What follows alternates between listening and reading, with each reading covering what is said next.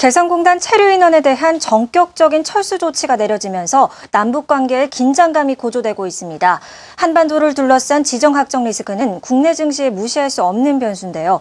우리 증시에 미칠 영향을 정경준 기자가 짚어봤습니다. 투자 심리 위축은 불가피하다. 하지만 증시에 하락 모멘텀을 줄 정도는 아니다. 이번 개성공단 사태를 바라보는 증시 전문가들의 지배적인 시각입니다. 이미 시장에 반영된 악재인데다가 개성공단 체류인원 철수 결정 자체가 심각한 대북 국면으로 이어질 가능성은 크지 않기 때문입니다.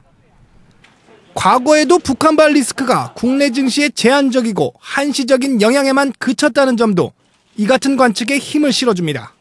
심리 자체의 어떤 단기 주식시장 영향보다는 전반적으로 심리를 위축시킬 수는 있겠지만 그 자체가 어떤 단기적인 주가 방향을 흐름을 확 좌우하지는 않을 거다라고 보고 있는 거죠. 특히 개성공단 입주기업과 관련주의 경우 일부 피해가 불가피하겠지만 증시에서 차지하는 비중이 미미해 증시 방향성 자체에는 큰 영향을 주지 못할 걸로 보입니다. 결국 관건은 주요 선진국가들의 경기 회복 신호 여부인데 전문가들은 이번 주 발표될 미국의 고용지표와 유럽중앙은행의 통화 완화 조치 여부를 주목하고 있습니다. 미국과 일본 등 주요국의 통화정책 완화 기조 속에서 유럽중앙은행의 기준금리 인하 가능성이 점쳐지고 있고 미국의 4월 고용 동향 역시 긍정적일 것으로 예상됩니다. 해외 쪽의 ECB 통화 정책하고 그다음에 미국의 4월 고용 지표에 관심을 좀 가져야 될 걸로 보입니다.